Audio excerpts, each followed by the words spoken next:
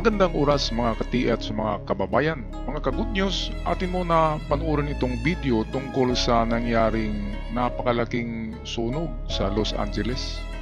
At si Pangulong PBBM ay nagpadala na ng ayuda sa ating nasa almost 200 Filipinos ang naapektuhan ng sunog na ito sa Los Angeles. At atin rin tatalakayin ang tungkol sa sinasabing kinukutya ang Diyos. Kaya nasunog ito.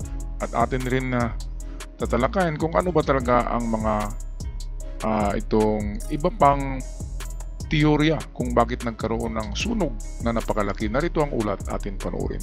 Nakikiramay si Pangulong Ferdinand Marcos Jr. sa mga Pilipino sa Southern California na naapektuhan ng wildfire na sumira sa mahigit sa 1,000 bahay.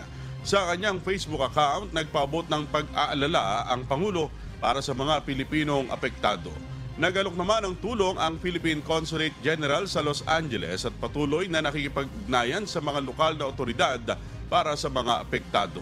Mabot na sa 10 ang naiulat na nasawi dahil sa wildfire at patuloy na binabantayan ang sitwasyon ng mga Pilipino sa lugar. Sa ngayon, ang nasasawi dyan ay nasa 20 na katao, 20. Noong unang balita ay 10, nagiging 16. Ngayon ay nasa 20 na. At lalong kumakalat pa daw yan Sa mga oras na ito ay kumakalat na sa ibang area dahil sa hangin. Dinadala ng hangin ito. Grabe. Grabing sunog. Hindi lang to ang karma na sinasabi. Meron pang pangalawang karma. Atin alamin mamaya kung ano yung pangalawang karma na binigay daw ng Diyos dyan. Narito ang ating ka-vlogger PMC sa kanyang ulat. Paghamak ng Hollywood sa Diyos. Ang sinasabing dahilan ng napakalaking wildfire sa Los Angeles. Palaki ng palaki ang tinutupok dahil sa lakas ng ihip ng Santa Ana winds. Nangangamba pa rin ang mga milyonaryo dahil hanggang ngayon hindi mapigil ang apoy. Halos kasing lawak ng buong Baguio City ang nasunog sa isang lugar. Sa Pacific Palisades, doble nito ang laki. Gayunpaman, marami ang nagsasabi na maipapagawa muli ang mga nasunog na properties. Siguradong magugulat ka sa malalaman mo na ang ikalawang karma sa Hollywood ay nalalapit na dahil nagtatakbuhan na yung mga insurance company at ayaw magbayad. Grabe talaga tong nangyayari dito sa Los Angeles. Tupok lahat. Kung tingnan natin sa aerial view ay ayan abo na lahat hindi lang uling, nagiging abo. Kasi daw godless town, hindi naniniwala daw sa Diyos ang mga celebrities at mga artista at mga mayayaman, bilyonaryo dyan sa Hollywood. Yan lang naman ay sinabi ng mga reliyosong tao, di ba? Kasi kinukutya nila sa isang tinatawag na Golden Globe Awards ay sinabi na zero shout out daw ang Diyos at yung ibang celebrity maraming shout out. Totoo naman yan sa ating mga Facebook ay walang nagla-like Walang nag-like kapag mayroong post about Jesus Christ. Walang nag-like. Ang kinin natin yan, aminin natin, walang nag-like. Kapag may post about Virgin Mary, about Jesus Christ, about God, ay walang nag-like. Pero kapag mga artista ang i-post natin, mga gwapo-gwapa, like ka agad tayo. Kaya nakalimutan natin na may Diyos. Kaya ito, balik tayo kay PMC. Kahit yung mahihirap ay nagtutulungan. Subalit marami ang nagtatanong kung nasaan ang tulong ng mga ibang bilyonaryo sa bansa. Mga politiko, mga negosyante, at ibang sikat na personalidad. Base sa Forbes, pang-8 ang Los Angeles sa may pinakamaraming bilyonaryo sa buong mundo. Dito nakatira ang mga super rich investors sa Hollywood, mga real estate mogul, mga financiers at mga kilalang tao katulad ni LeBron James, Kim Kardashian at Rihanna. Marahil naghihintay lamang sila ng magandang pagkakataon para tumulong. Siguro kapag naubos na yung mga donasyon ng mga mahihirap, doon sila magkukusang loob. Sa Filipino Worker Center, may mga 150 na Pinoy na sinabing apektado dahil sa mandatory evacuation. Pinilit na mapigilan ang lumalaking apoy noong isang gabi sa mabundok na bahagi ng Pacific Palisades at yung sunog sa Eaton na nasa itaas ng Pasadena. Bago nga naman lumakas ang ihip ng Santa Ana winds na sinasabing babalik muli. Sa Eaton, ang nasunog ay halos kasing laki ng buong Baguio City. Sa Pacific Palisade, kung saan ang pinakamalaking natupok ay doble ang lawak, kasing laki ng San Fernando City sa probinsya ng La Union. Ay sos, grabe. Ginoo, mahabaging Diyos. Mga kabuhayan yan, pinupundar kasi ang mga mansyon dyan, mga pinakamurang mansyon diyan ay $1 billion daw eh. Merong mansyon diyan si Manny Pacquiao. Meron mga dalawa yata sa Los Angeles. Kaya hindi lang wala pa tayong narinig tungkol sa kay Manny Pacquiao kung naapektuhan yung or nasunog ba yung mansyon niya. So anyway, ang pagkakamali nga dito ng dapat gumawa ang gobyerno ng Los Angeles ng buffer zone. Yung buffer zone yung lugar na pinatag, binuldos, and then wala talagang damo, walang kahoy na masusunog.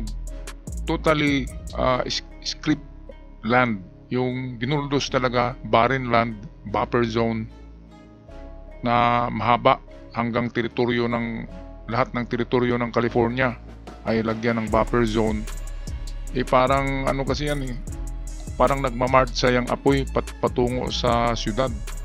Kaya maglagay ng buffer zone malayo pa lamang sa syudad. Buldusin yung kabundukan, kunin yung mga kahoy, buldusin lahat ng damo. Walang matitirang masusunog na bagay. Di ba kapag malinis na, hindi na makatawid ang apoy kasi wala na siyang susunugin. Kaya yung buffer zone ang pinakamaganda diyan. Kaya sana marinig ito ng taga California. Ang ideya ko, hindi yung binubumbiro ng eroplano. Anong mangyari diyan? Nauubos ang tubig.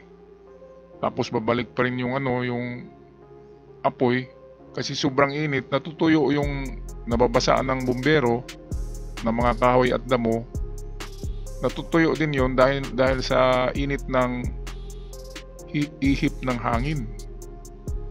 Kaya parang parang nagipagbunuan, nagipaglaban ka sa apoy. Ang apoy namamatay sandali and then babalik. Dahil napakalaki ng ng pagkalat ng apoy. Kaya pagkatapos nito o kahit hindi pa natapos, kung mayroon pang kailangan buldusin diyan ng mga kahoy, buldusin nyo na. Para mayroong buffer zone, makapagpahinga yung apoy, hindi makaatake. Parang sa gyera. Ang Israel mayroong buffer zone sa kanilang mga kalaban Yun yung parang mag-relax doon ang magkalaban, parang neutral area ang buffer zone. Kung ang kalaban natin apoy, ganyan talaga. Dapat walang masunog. Anong mag-apoy kung walang masunog? Di ba yun ang solusyon? Walang itirang kahoy sa buffer zone, walang damo. Para hindi kakalat, hindi magmarcha. Well, sang-ayon ba kayo sa sinabing karma? Hindi ko naman masabing karma yan Kasi hindi naman lahat ng tao dyan sa Los Angeles ay hindi naniniwala sa Diyos. Yung mga lang naman, ilan lang dyan na mga hindi naniniwala dahil mga milyonaryo nga sila, bilyonaryo, na hindi sila nagsisimba. Kaya akala nila walang Diyos. Pero hindi lahat. Kaya hindi ako sang-ayon na ito'y karma. At mayroon pang pangalawang karma pala ito. Atin balikan ang video ni PMC.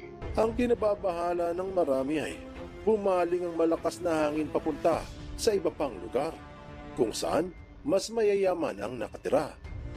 Ayon sa LA Daily News, pinalilikas yung mga nakatira sa San Fernando Valley at yung mga taga Brentwood. Kung mayayaman yung mga nasa Palisades, magugulat ka sa mga nakatira sa Brentwood. Sa lugar ng Brentwood, mas maraming sikat na artista ang nakatira, katulad ni Arnold Schwarzenegger, Bruce Willis, Dennis Quaid at Harrison Ford. Isa lamang iyan sa mga tinitirahan ng mga pinakasikat na artista sa buong Amerika.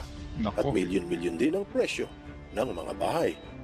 Kaya naman buong gabi at madaling araw pinilit na patayin yung mga kumakalat na apoy bago makarating sa Brentwood.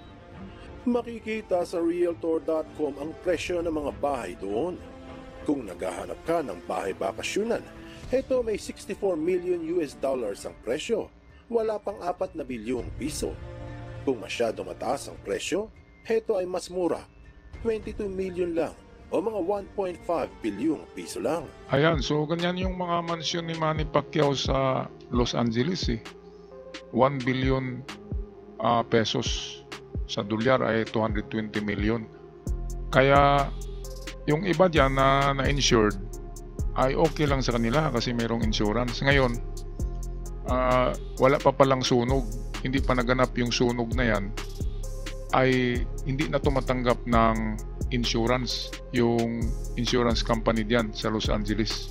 Kaya marami, more than nasa 60% yata ang walang insurance na mga mansions, na mga bahay diyan sa Los Angeles dahil hindi na tumatanggap yung insurance company dahil nga ay hindi na nila hindi na nila kaya bayaran kung mangyaring mayroong sunog kasi marami nang nag-insured.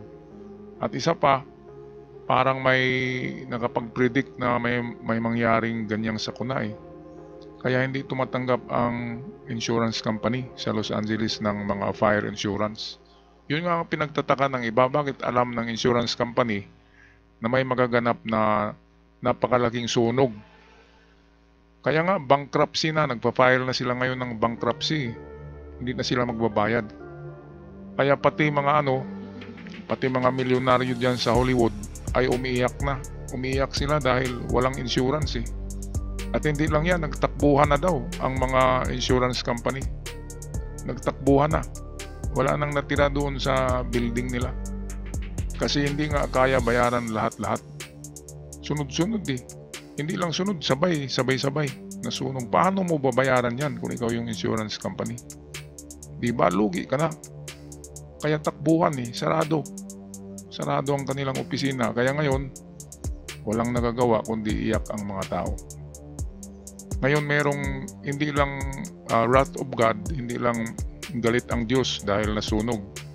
Meron ding ibang conspiracy theory dyan na meron daw hindi nabigyan ng insurance company ng kanyang claim na nasunog na bahay noong nakaraang taon pa, noong hindi pa ito naganap. Kaya yun, yung mamang daw yun ay nahuli nga dahil nagdala daw ng gasolina doon sa bundok. Nahuli na may daladalang galon na may gasolina. Kaya ito ang pangalawang teorya ng sunog na meron talagang nagsindi ng apoy sa bundok. At ang pangatlong teorya dyan ay global warming eh. Yung sobrang init daw at nag-spark at nasunog ang mga tuyong dahon. Maniniwala ba kayo dyan? Kailangan talaga sindihan yan eh.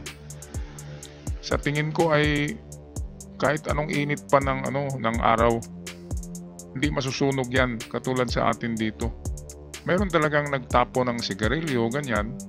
Merong nagsindi o merong nagcamping doon sa bundok, andi naiwan nila yung kanilang campfire. Hindi nila napatay, kaya kumalat. Ganyan ang teorya diyan, hindi yung global warming. Dito sa atin kahit anong init, hindi nasusunog ang mga bundok natin eh. Okay, so tapusin natin ang video with PMC. So, kung masyado mataas ang presyo, heto ay mas mura, 22 million lang o mga 1.5 bilyong piso lang. Kayang-kaya sa overtime. Overtime sa loob ng ilang daang taon. Grabe. Overtime daw. Kayang-kaya pero aabutin ka ng 100 taon sa overtime mo para may balik mo yung naipundar na mansyon. Kaya daming umiyak dyan, naawa talaga ako. Kasi alam ko gaano kahirap magpundar ng ganyang mga bahay. Noong bagyo kasi dito sa amin ng Udit, nasira ang bahay ko. And then, nahirapan talaga ako sa pagtayo. Lalo na itong mga mansyon. Ipinaghirapan to ng mga artista eh. Kahit mayaman sila, pinaghirapan nila yan. Katulad ni Manny Pacquiao, pinaghirapan niya ni Manny bago makapundar ng mansyon. Kaya marami ang nagsabi na hindi na sila makakabangon pa. Marami. At sigurado yung mga lupa nila dyan, ay ibibenta na lang yan. Kasi mahal naman ang lupa sa Los Angeles, sa Hollywood. At wala na akong masabi pa. Grabe talaga na trahedya ito. Palagay ko kagagawan ng tao, hindi kagagawan ng Diyos to eh. Kagagawan ng tao. Merong nagsindi. Meron talagang irresponsable na pumunta ng bundok at nagsindi or nag-apoy or kung nag-anumang ginagawa niya, nanigarilyo. Kaya nangyari yan. Okay, paki-comment na lang sa inyong mga saloobin tungkol sa apoy na ito, sa sunog na ito na napakalagi sa history ng Amerika. At hanggang sa muli mga ka-PH, mga kababayan, ako'y magpaalam na maraming salamat. God bless us all.